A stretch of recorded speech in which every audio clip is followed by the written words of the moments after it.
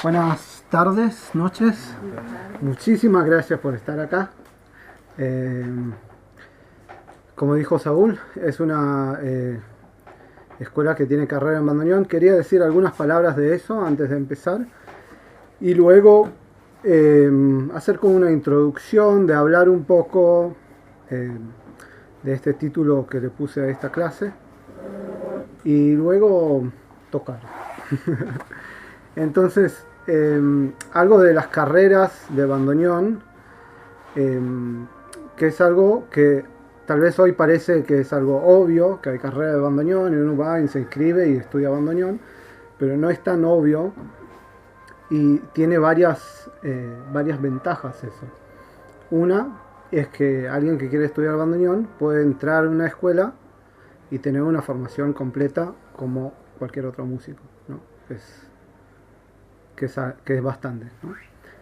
Gratuito en las instituciones públicas. Segundo es la aceptación del bandoneón en lo que llamaría académico, ¿no? En la academia o en las escuelas, que tampoco es tan obvio. Y en tercer lugar, algo que a mí me parece muy interesante es que al estar en ambientes así, exige tratar de sistematizar la enseñanza del instrumento, cualquier instrumento que sea, cualquier estilo que sea, con lo cual para los que trabajan en la docencia o están parte de eso, y mismo para los alumnos, es un desafío, porque es hacer algo. Si bien tal vez antes existía eso, pero no tanto en escuelas, entonces pensar qué es un examen de un bandoneón, qué es el examen de un bandoneonista, qué es lo que tiene que tocar, cómo se compara eso con un pianista, un violinista, cómo se posiciona este músico cuando egresa con otros músicos de otros lugares del mundo. Entonces hay todo un desafío ahí que es muy interesante, a mí me interesa mucho.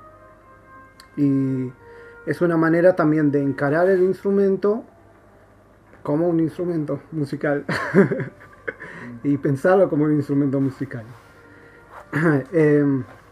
Dicho eso, la sistematización de la enseñanza, o buscar sistemas, o buscar métodos, cosas que funcionan, eso también permite que más gente pueda estudiar, porque tal vez en el pasado la mayoría empezaban de muy jóvenes, los que tenían muchas condiciones, tenían el ambiente que apoyaba toda la situación, podían avanzar mucho, otros menos. Siempre es así, pero cuando hay una metodología, la posibilidad de avanzar y acompañar a un alumno es mayor, sea cual sea su objetivo. Entonces, eso con respecto a lo que es las escuelas. Ernesto, vos enseñás, ¿no?, en Marechal. Bueno, tenemos acá a Ernesto Molina, gran bandoneonista músico. Recomiendo ir a escuchar a su trío también, que está tocando en estos días. Y él está enseñando en Marechal, en la escuela Marechal, que tiene carrera de música popular, ¿no? Exacto. Que tiene también profesorado, ¿no? Profesorado y tecnicatura. Bueno, eso de la música popular también en las escuelas es algo relativamente nuevo también. Bueno, entonces el título de esta clase fue algo como expresión musical, sonido y biomecánica, que son palabras muy grandes para decir tocar el bandoneón. Pero quería empezar y preguntar qué es lo que uno hace cuando toca. ¿Qué es lo que hacemos cuando tocamos? Saúl, ¿se podría cerrar la puerta? Sí, claro. Gracias. ¿Qué es lo que se hace cuando se toca? ¿Cómo que se hace? ¿Qué es lo que hacemos? Está bien, hacemos teclas, fuelles, cosas. ¿Qué es lo que se hace? ¿Qué es lo que pasa en ese acto de tocar música? Se interpreta algo. ¿Interpreta? Ok. ¿Qué es lo que se interpreta? Eso sería lo más básico, ¿no? Porque uno toca el instrumento todos los días, podría reflexionar sobre qué es lo que está haciendo cuando va a tocar para uno mismo o para alguien. Hay lugar acá. ¿Sí? ¿Qué es lo que hacemos? Interpretas una partitura, qué sé yo, algo así, algo escrito. Puede ser escrito, puede ser no escrito, bueno, pero se expresa algo, ¿no? hay una expresión musical. Y hay un discurso musical, ¿no? Hay un discurso. Uno empieza a tocar, a decir un discurso. A veces hay otra persona escuchando, a veces es uno mismo el que escucha. Y dice el discurso y termina el discurso. Y este discurso es una pieza, una obra, una forma musical. O sea, la forma sería el discurso completo. ¿Verdad? Entonces, para que uno pueda tocar algo, tiene que conocer la forma. Tiene que conocer el discurso, porque si no, Sí. no lo puede decir. Y conocer el discurso no necesariamente quiere decir saber mucha armonía o analizar la forma o todo eso. Puede conocer el discurso del oído. Y es lo más importante, tener la forma en el oído. Entonces, bueno, eso es lo que hacemos. ¿Y cómo lo hacemos? ¿Cuál es el material con lo cual trabajamos? ¿Con qué se expresa la forma? El sonido. Con el sonido. Muy bien. Entonces el sonido es nuestro material. Y en el caso del instrumento, el bandoneón, el sonido es aire y las lengüetas, la vibración, ¿no? Entonces el sonido, la forma que se le da al sonido y después al discurso se forma con la interacción del aire con las lengüetas, ¿verdad? Y con eso basta, eso es lo único que influye el sonido. Si yo ahora, digamos que conozco la forma, sé cómo tocar el bandoneón, todo, voy a tocar, tengo mi sonido y voy a tocar algún lugar, ¿con eso basta? ¿O que hay algún otro factor? Si yo toco acá, o toco en mi casa, o toco en una sala gigante, Hay muchos factores, sí. por ejemplo. Y el ambiente. Público. El ambiente. Bueno, el público también, pero digamos en términos de sonido, el ambiente. Entonces cuando uno toca, trabaja con el sonido, pero trabaja con el sonido en el ambiente. Con lo cual, si yo armé algo, yo toco algo de cierta manera, y después me cambian todo, y hay una reverberancia porque es una iglesia gigante, entonces lo que yo preparé tengo que adaptar, porque no se va a escuchar igual. Me pasó eso ahí en Brasil. Entonces preparamos algo, toqué algo con bandoneón y cuerdas en una iglesia que era iglesia barroca y el director ahí del festival me decía, articula más porque se hace toda una masa ahí, no se entiende. Y yo ya tenía todo re ensayado, me tenía que cambiar todo.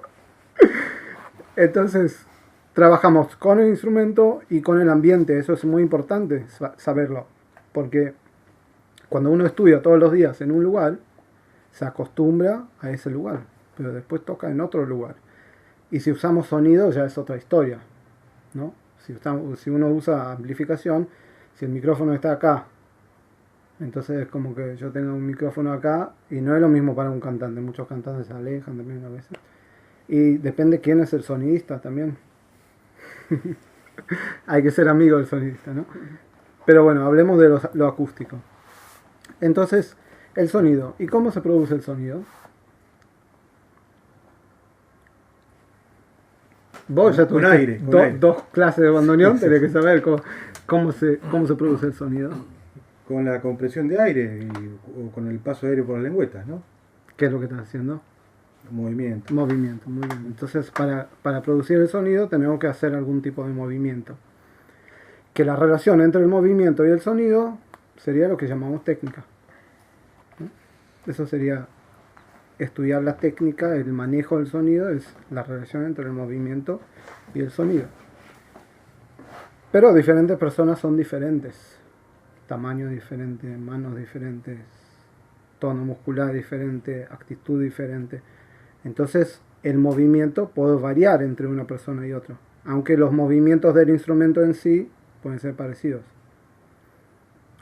El movimiento está en función de...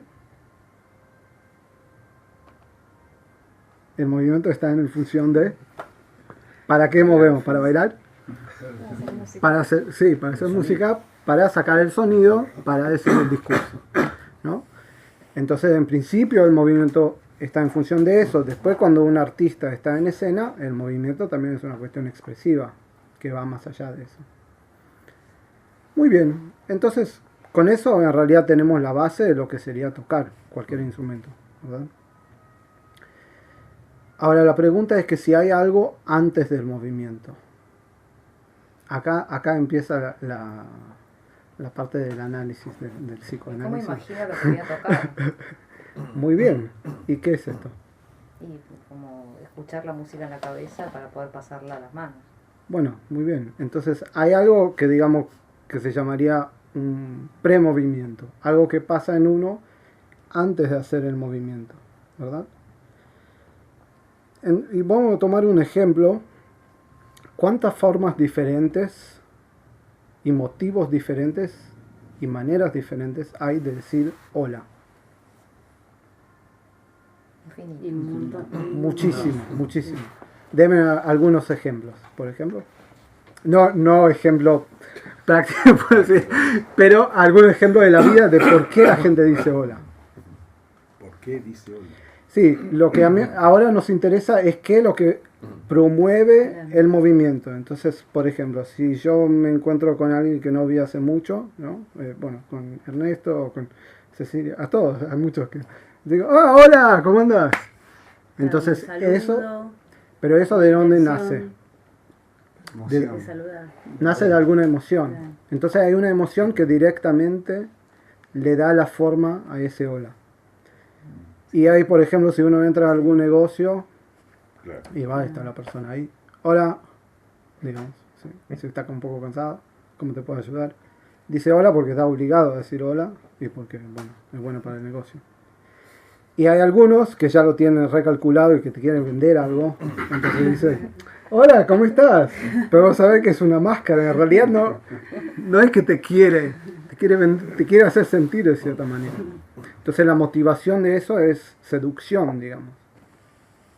Y también a veces pasa que uno, digamos, hay alguna persona que tal vez tiene mala onda, pero te conoce y pasa, hola, ¿no? También eso pasa. Entonces hay diferentes maneras, pero no es solamente la manera, sino de dónde viene.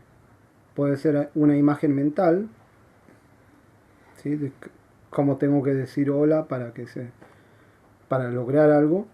Puede haber una emoción que provoca ese hola. Puede haber una reacción intuitiva. Que por ejemplo, pasa alguien en la calle y dice, hola, hola.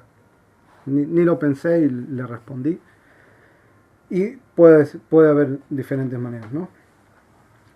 Entonces, de la misma manera, ¿cuántas maneras hay de tocar un do menor? Porque en la partitura, digamos, si hay una partitura, hay un do menor. Bueno, ¿qué dice este do menor? ¿Qué es lo que me pasa a mí antes de tocar este do menor? Si lo toco fuerte porque dice forte, o lo toco fuerte porque me emociono, o lo toco fuerte porque estoy enojado con el tipo que me tiene que guardar el auto, no tengo auto, bueno, con el subte. Entonces, antes de decir algo y antes de tocar algo, hay algún premovimiento, que eso existe cuando hablamos también. Pero la música, como es un discurso continuo, una vez que empieza la música, a mí me sigue pasando cosas, ¿no? Pasa, digamos, que uno está preparó algo, estoy de buen humor, tengo muchas ganas de ir a tocar con mis amigos en un lugar lindo, está todo bien, ponemos a tocar y el sonido es malísimo, o que pasó algo ahí y cambia todo. O puede ser al revés, a veces uno está, tengo que ir a tocar, acompañar a ese cantante. Y llego y pasa algo con la música, que la música te lleva por otro lado. Entonces, ese premovimiento también puede cambiar, ¿no? Para decir hola de todas esas maneras, o para mantener una conversación, uno ya tiene que tener esto ya incorporado. Y lo mismo con el instrumento. O sea, a mí no me va a salir en japonés, porque no sé japonés. Entonces no me va a salir decirle hola Kikuko en japonés. Pero sí. Pero si uno aprende y lo tiene ya incorporado, entonces puede salir. Entonces lo mismo con el instrumento. Gran parte del estudio en realidad tiene que ver con eso, que la intención la misma intención se puede transformar en movimiento, en sonido y en un discurso. Bueno, ahora vamos a ir un paso más atrás de eso. Entonces ya sabemos que hay un premovimiento, un movimiento que genera sonido, que hace un discurso. ¿Qué pasa antes de eso? Es una sesión psicológica gratuita, ¿no? ¿Qué pasa antes de ese, ya del gesto de tocar? Antes de ponerse a tocar algo o de estudiar algo. Una preparación técnica de... Sí, Bien. digamos, dejemos eso de lado. ¿Qué es lo que le pasa a uno? ¿Da lo mismo si a uno le encanta lo que toca o lo que tiene que estudiar o que detesta lo que tiene que estudiar? Hay que No. tener voluntad, justo, Voluntad. te tiene que gustar. Entonces, Si no, estás en el horno. podríamos llamarlo motivación. Motivación, claro. Entonces, hay una motivación de lo que uno va a hacer, ¿no? No es lo mismo. ¿Y de qué tipo de motivación puede haber? Motivación monetaria. Esa no la pensé. Muy bien, Ceci. Muchas gracias por el aporte. No, por ahí algo. Muy bien, muy bien. No, pero digamos, sí. Puede haber una motivación que es por deseo. Por deseo. Bueno, eso es un deseo, digamos, extra musical. Pero puede ser por un deseo musical. De que porque me gusta lo que me interesa tocar eso. O que me fascina. O que me gustaría ver cómo es la música adentro. Una motivación por deseo. Y hay otro tipo de motivación que es por obligación. Digamos, en la vida en general. Pues a veces uno tiene que hacer cosas. Entonces, hay motivación por deseo, hay motivación por obligación, pero si yo me manejo solamente con las cosas que me gustan y que quiero hacer, tal vez no me lleva a otra cosa que quiero. Tal vez quiero tocar bien o hacer algo, y para eso tengo que trabajar mucho. Entonces me tengo que obligar. Entonces ahí se combinan las dos cosas. Y esto es lo que se llama disciplina. ¿No? Lo que se podría llamar disciplina, ¿no? Obviamente que depende cómo se combinan las cosas, pero a veces uno tiene deseo de llegar a tocar algo y para llegar a tocar algo tiene que trabajar mucho con otras cosas. O tal vez ya toca y quiere llegar a tocar algo como uno quiere y para eso uno tiene que trabajar mucho, ¿no? ¿Por qué pongo eso? Porque eso está completamente relacionado a lo primero que dijimos, que es el discurso musical. O sea, si uno tiene que tocar algo y dice, ¿y por qué está este acorde ahí? No me gusta eso. No. Mozart se equivocó acá, no, eso no va, la repetición esa no va, no me gusta, no. Entonces va a ser muy difícil que uno lo toque convencido, ¿no? Está completamente relacionado qué es lo que uno hace antes de agarrar el instrumento. Eso para mí no está separado, porque si uno está así, el sonido va a salir de otra manera, todo va a salir, toda una cadena de cosas, ¿no? Bueno, eso sería como una pequeña introducción para ver qué es lo que uno hace, sea en el estudio, en la interpretación, con una mirada grande para poder enfocar en cada parte. Porque muchas veces estamos con el instrumento, estudiamos, hacemos eso o lo otro, y tal vez hay personas que sí, piensan, ¿por qué estoy haciendo eso? Pero es bueno hacerlo para saber en qué uno quiere enfocar y por qué hace las cosas que hace. ¿Algunos comentarios o preguntas hasta ahora?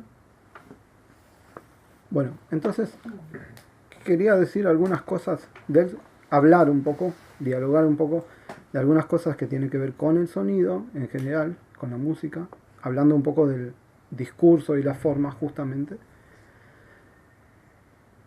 Entonces, si pensamos el tipo de expresiones musicales o de formas que le podemos dar al sonido como seres humanos, sin instrumentos, sino con nuestros instrumentos, ¿qué cosas hacemos? por ejemplo. Hablar. Hablar, ¿podemos hablar? Muy bien. ¿Qué más? Sonidos con palmas. Hablar, con- cantar, poder golpear. Sí. Bueno, muy bien. Entonces, sí, hablar, cantar, golpear. Claro, podemos hacer percusión, que serían golpes. Podemos cantar, yo personalmente no, pero hay gente que puede cantar. Y podemos hablar. Y curiosamente, todo eso se encuentra en la música. En mucha música se encuentra todo eso. Y muchas formas musicales se relacionan con eso. Entonces, muchas formas musicales en la historia son danzas y canciones. No solamente música popular. En música popular obviamente que se ve, pero en Mozart, en todo. Hay otras formas de sonido también en música contemporánea que buscan otras cosas, pero gran parte de la historia musical es esa. Y a veces se combinan también, ¿no? Por ejemplo, ¿en qué género musical se combina todo? Tango. En el tango, sí, por ejemplo. Tango, folclore, pero también en mucha otra música. Que hay una parte muy rítmica que marca la danza, hay una parte melódica que es la canción, y la parte hablada, que está en mucha música, que es en música clásica es lo que se llama recitativo. Y en el tango existe muchísimo. También hay términos medios, ¿no? O mezclas. Gente que canta de manera muy rítmica, ¿no? Como rap, como otros géneros. Y cantos que son más hablados, como hay en el tango. Entonces, si tenemos esto en cuenta, cuando tenemos una música para tocar, que vamos a tocar, el instrumento puede hacer lo mismo, ¿verdad? Bueno, quería compartir esto con ustedes. Y ahora...